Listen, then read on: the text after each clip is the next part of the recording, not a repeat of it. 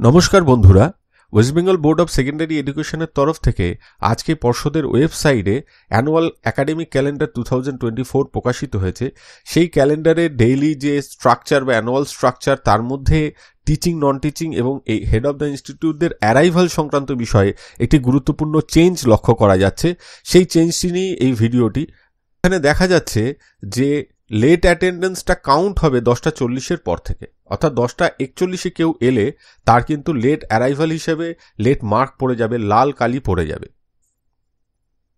বিগত বছরগুলোর দিকে যদি দেখি, এটা 2023 সালে, তার আগেও এটাই চলছিল যে 10:35 থেকে অ্যাপয়েন্টেড আওয়ার শুরু হলেও 10:40 থেকে 10:50 অব্দি প্রেয়ার বা অ্যাসেম্বলি থাকলেও লেট যে মার্ক যার জন্য লাল কালি দেওয়া হতো সেটা কিন্তু 10:50 পর অর্থাৎ 10:51 থেকে দেওয়া হতো, এবং সেটা দেওয়া হতো 11:05 অবধি। 15 মিনিট টাইম ছিল।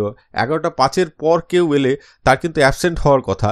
যদিও এটা যে মূল সার্কুলার থেকে এসছে এই 20/3/2013, সেখানে হেড অফ দ্য ইনস্টিটিউটের একটি ক্ষমতা দেওয়া রয়েছে যে কনসার্ন স্টাফের এক্সপ্লেনেশনে তিনি যদি সন্তুষ্ট হন তাহলে তিনি সেই দেরি করে আসাটাকে কন্ডোন করতে পারেন, লেট অ্যাটেন্ডেন্সটাকে কন্ডোন করতে পারেন, ক্ষমা করতে পারেন এবং সেই স্টাফকে সই করতে দিতে পারেন।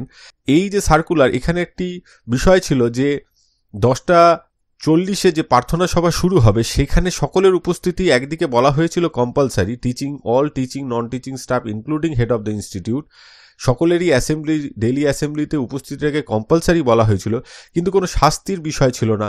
কারণ 10:40 থেকে 50 যে সময় প্রার্থনা সভা হবে সেই সময় কেউ না এলে তার কোনো শাস্তি হচ্ছিল না। 10:51 হলে তবে তার লালকালি পড়ছিল, যেটা পর্ষদ মনে হয় কিছুটা শুধরে নিয়েছে। শুধরে নিয়ে 10:40 পর অর্থাৎ 10:41 থেকে লালকালি চালু করে দিচ্ছে, এবং লালকালির মেয়াদটা যেটা ছিল 10:50 থেকে 11:05 15 মিনিটের, সেটা এখন 10:40 থেকে 11:15 অর্থাৎ প্রায় 35 মিনিট টাইম লালকালির সময়সীমা থাকছে। 11:15 পর কেউ এলে তার কিন্তু অ্যাবসেন্ট হয়ে যাবেন, অর্থাৎ 11:16 কেউ এলে অ্যাবসেন্ট হয়ে যাবেন। যদি না ওই NS 212 অনুযায়ী, এখনো পর্যন্ত যেহেতু এটাকে উইথড্র করা হয়নি, যদি অফ দ্য ইনস্টিটিউট যদি না মেনে নেন, তিনি যদি এক্সপ্লেনেশনে স্যাটিসফাইড না হন, তাহলে কিন্তু 11:16 এলে কেউ আর রেজিস্টার খাতায়, অ্যাটেন্ডেন্স রেজিস্টারে সই করতে পারবেন না। এটা একটা গুরুত্বপূর্ণ আপডেট আপনাদের সাথে শেয়ার করলাম। আজকে এই পর্যন্তই। সকলে ভালো থাকবেন, সুস্থ থাকবেন। ধন্যবাদ।